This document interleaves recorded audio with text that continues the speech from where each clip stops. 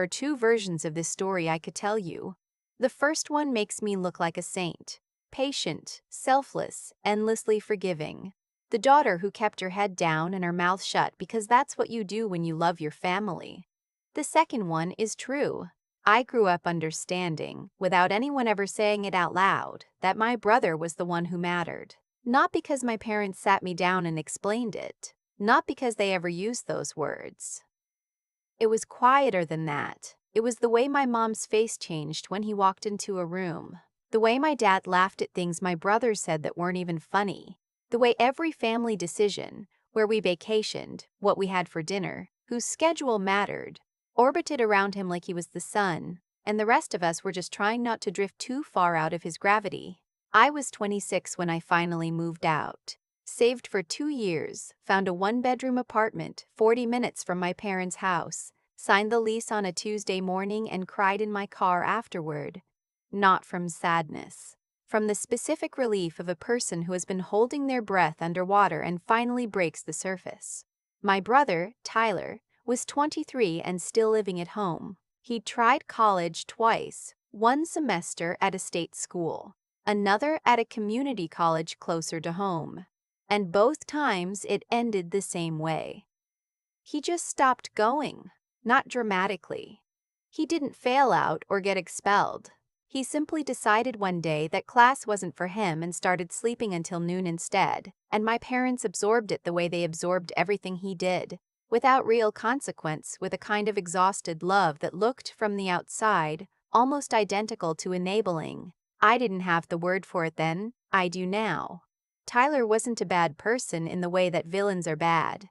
He wasn't cruel for sport. He was just someone who had never been asked to be uncomfortable for very long. And so, discomfort had made him strange. He didn't know what to do with it. When things got hard, he found a way around, and my parents had spent 23 years being that way around. By the time I was 28, I'd been at my accounting job for 4 years. I had a 401k. I had a small emergency fund.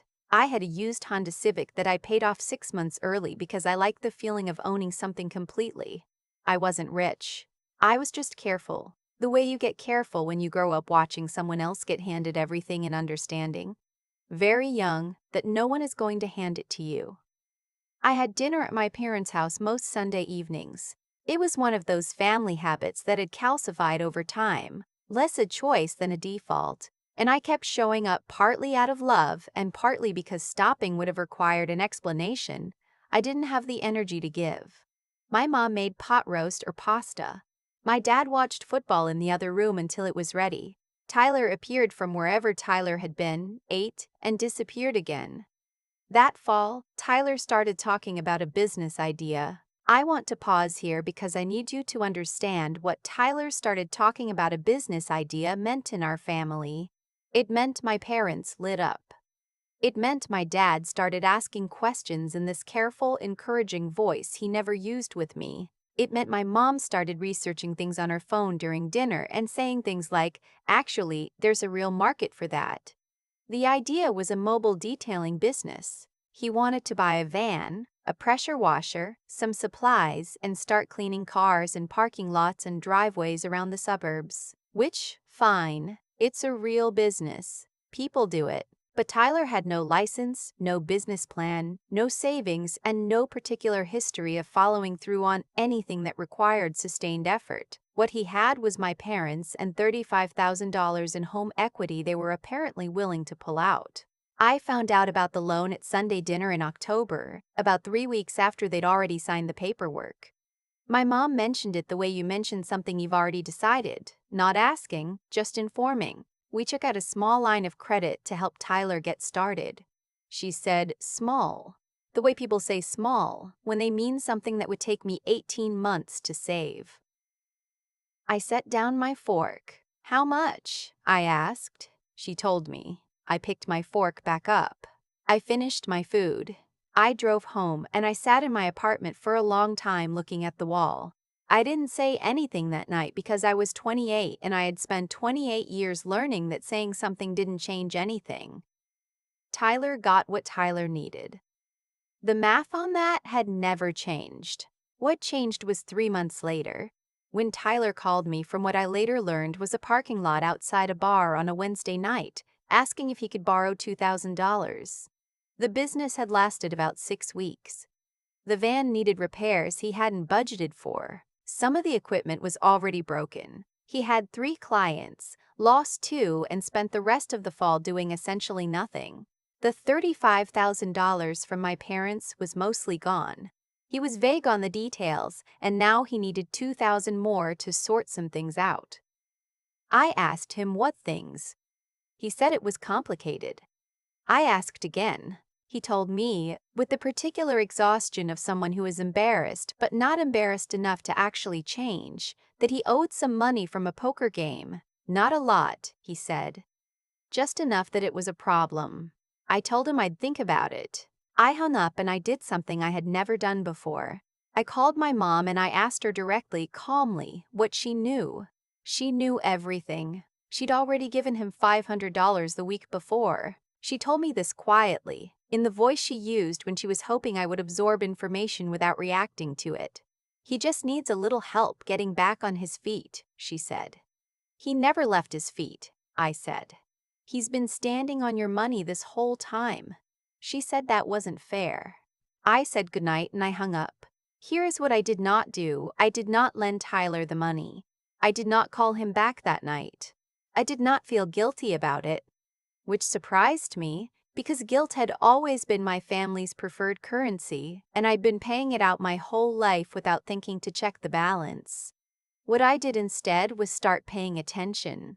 I started paying very close attention. Over the next 6 weeks, I had 4 conversations with my parents that all followed the same shape. Tyler needed something. My parents were stretched. Could I help? Just this once? Just to get things stable? I listened every time. I asked questions. I took notes in my phone afterward, not because I was planning anything, but because I am an accountant. And taking notes is just how my brain works when it's trying to understand a situation. By February, I had a very clear picture of the situation. Tyler owed money in 2 places. The poker thing, which turned out to be more than not a lot, and a credit card he'd opened in the fall with a limit he'd maxed out buying equipment he no longer had. My parents had quietly covered about $4,000 of it already on top of the original loan. They were not going to stop. That was the thing I had to accept. They were never going to stop. Not because they were bad people, but because stopping would have required them to watch Tyler be uncomfortable, and they had never learned how to do that. What I could do was stop being the next in line. I started saying no. Not dramatically. I didn't make a speech. I just started saying, very calmly, when Tyler or my parents asked me for money, which happened 3 times in 6 weeks, that I wasn't able to help right now. And when my mom said, it's family, I said, I know. And I didn't add anything to it. The first time felt like jumping off something high. The second time was easier. By the third time, it was almost comfortable, the way a new habit starts to fit. Then came the Sunday in March. I got to my parents' house around 5, same as always. Tyler was in the kitchen when I walked in, which was unusual. He was usually in his room until the food was on the table. He looked like he hadn't slept. My mom was at the stove with her shoulders up near her ears, the posture she gets when she's managing something she doesn't want to talk about. My dad was at the kitchen table with papers in front of him. I sat down. I looked at the papers. They were bank statements, Tyler's, and a printout from what appeared to be a debt collection notice. My dad looked up at me with an expression I hadn't seen on him before. Not angry, just tired in a way that went all the way through him. Tyler's in some trouble, he said. I waited. He owes about $8,000. Between the card and, he stopped, some other things. I looked at Tyler. Tyler was looking at the table. We want to pay it off, my dad said. Clear it. Give him a real fresh start. But we don't have the liquid savings right now. The equity line is tapped. I understood then what the dinner was. You want me to lend you the money, I said. Not lend, my dad said, in a way that managed to be both honest and breathtaking. We were thinking more of a gift from you to help your brother. The room was very quiet. I looked at my mom's back. I looked at my dad's face. I looked at Tyler, who was still looking at the table, and I thought about every Sunday dinner, every holiday, every moment I had held myself together while watching my family arrange itself around him. I thought about the 2 semesters he never finished, the $35,000, the van, the equipment, the poker game, the 4,000 they'd already quietly spent trying to hold the shape of something that kept collapsing. I thought about the apartment I'd saved for, the Civic I'd paid off, the emergency fund I built $400 at a time over 3 years. And then I said something that surprised all of us, including me. I said, "Okay." My mom turned around. My dad blinked. Tyler looked up for the first time. "Okay," I said again. "I'll help. But I want to do it right. Let me pull up my banking app and figure out the transfer." My mom's shoulders came down. My dad leaned back in his chair. Tyler looked at me with something that was almost gratitude, and I thought, there it is. There is the face I have been waiting for him to show me for 26 years. The one where he needs me. I picked up my phone. I did not open my banking app. I opened the folder I had created 3 weeks earlier, when I had started to understand how this dinner was going to go. I had named it privately with a word that made me feel a little silly at the time and a little less silly now. I called it the receipt. Before I transfer anything, I said, I want to make sure we're all on the same page about what this is. I set my phone on the table face up. I pulled together some numbers, just so we can all see it clearly. My dad frowned. What numbers? The loan in October. 35,000. The 500 mom gave him in November. The 3 payments you made to his credit card in December and January. That was 3,800 total. The 2,000 in February. I paused.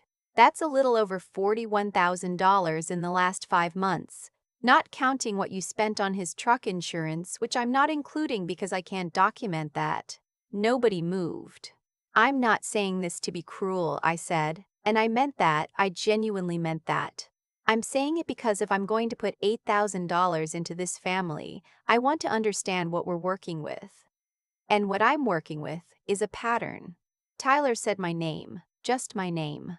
I'm also an accountant, I said, and what this looks like to me is a situation where the same intervention keeps happening and producing the same result, which means the intervention isn't working, and I think you both know that. My mom sat down. I love Tyler, I said. I do, but I am not going to give $8,000 that I saved carefully for 4 years to pay off debt that will be replaced by new debt in 6 months, because nothing about what created this debt has changed. My dad opened his mouth. I'll give you a different offer, I said. I will help pay for 6 sessions with a financial counselor. I looked it up. There's a nonprofit in town. They charge on a sliding scale. It would be about $300 total for Tyler to go 6 times. I'll cover it. That's my offer. The room was quiet for a long time. Tyler said, "So you're not going to help?"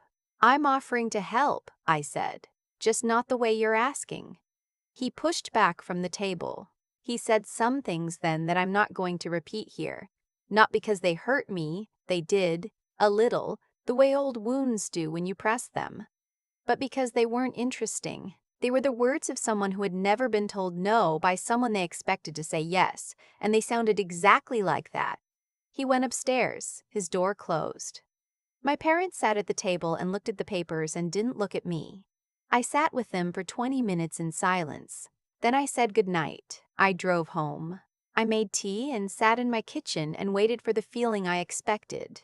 The guilt, the doubt, the did I do the right thing that had followed me out of that house my entire life. It didn't come. What came instead was something quieter. Something I didn't have a name for until I'd been sitting with it for a while. It felt like the first time in a long time that I had been completely honest with people I loved, without apology, without softening it into something that wasn't true. It felt like standing in a room and taking up exactly the space I actually occupied, instead of making myself smaller to leave room for someone else. My mom called me 4 days later. Not to apologize. Not exactly. But she said, in the careful way she says things she's thought about for a long time, "I heard what you said on Sunday. I've been thinking about it." I didn't push. I said I was glad. She said Tyler had agreed to see the financial counselor. 2 sessions, she said.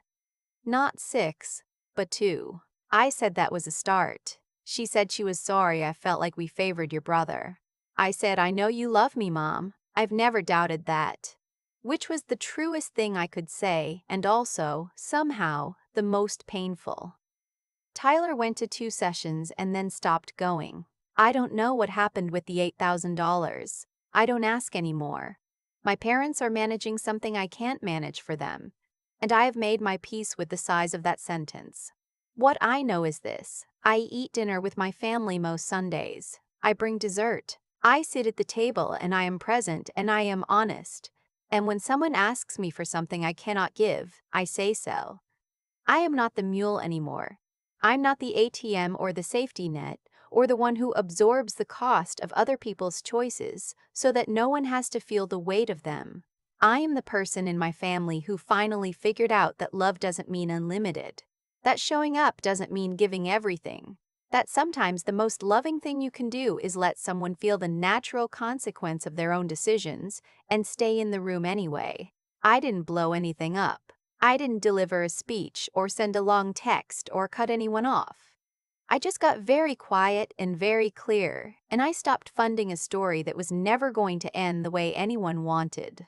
And if you're sitting somewhere right now reading this, recognizing something in it, the way the table gets arranged around someone else, the way the ask always comes in the language of family, the way saying no feels like the most dangerous thing in the world until you actually do it, I want you to know it gets easier.